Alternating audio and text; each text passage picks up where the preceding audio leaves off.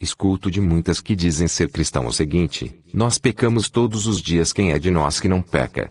Mas quando abrimos a Bíblia na segunda carta de João capítulo 3 6,8,9, diz que o crente não peca.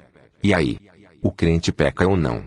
Primeira carta de João 3,6, que diz: qualquer que permanece nele não peca, qualquer que peca não o viu nem o conheceu. Para podermos entender este texto, vamos começar lendo a primeira carta de João no capítulo 1 e versículo 8. Se dissermos que não temos pecado nenhum, a nós mesmos enganamos. Isto é, uma referência ao princípio básico de pecado que habita no homem. Não se trata aqui de um ato específico de pecado. Veja o que ele diz no versículo 10. Se dissermos que não temos cometido o pecado, os cristãos estão debaixo do pecado de Adão. Romanos capítulo 13 versículo 23, pois todos pecaram. No versículo 10 Romanos diz, como está escrito, não há um justo nem sequer. João estava falando que todos nós temos o pecado Adão. Mas no versículo 24 de Romanos nos diz, sendo justificado gratuitamente por sua graça mediante a redenção que há em Cristo Jesus. É por isto que, João no capítulo 2 e versículo 1 da sua primeira epístola, ele disse, filhinho meus, estas coisas vos escrevo para que não pequeis. Se, todavia alguém vem a pecar, temos um advogado junto ao Pai, Jesus Cristo justo. Quando confessamos nossos pecados, o sangue de Jesus nos purifica de todo pecado. Veja também na mesma epístola no capítulo 1 e versículo 9 que diz, se confessarmos nossos pecados, ele é fiel e justo para nos perdoar os pecados e nos purificar de toda injustiça. Mas para isso tem uma condição: precisamos andar na luz. No versículo 7 do primeiro capítulo nos diz, se porém andarmos na luz, como ele está na luz, mantemos comunhão uns com os outros, e o sangue de Jesus, seu Filho, nos purifica de todo pecado. Andar na luz é viver em obediência aos mandamentos de Deus. Como diz a palavra de Deus no livro de Romanos no capítulo 8 e versículo 1, agora nenhuma condenação há para quem está em Cristo Jesus. Não haverá mais condenação. Pecado para a morte.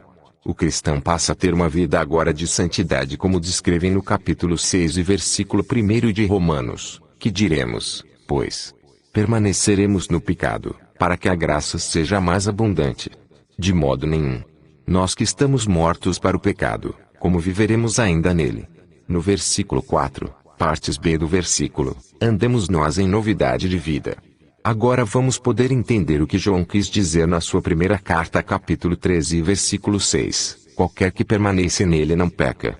Versículo 9, qualquer que é nascido de Deus não comete pecado. Em outras palavras, todo aquele que é nascido de Deus não vive na prática do pecado, ou não pode viver pecando. Isto é, liberadamente na prática do pecado como antes.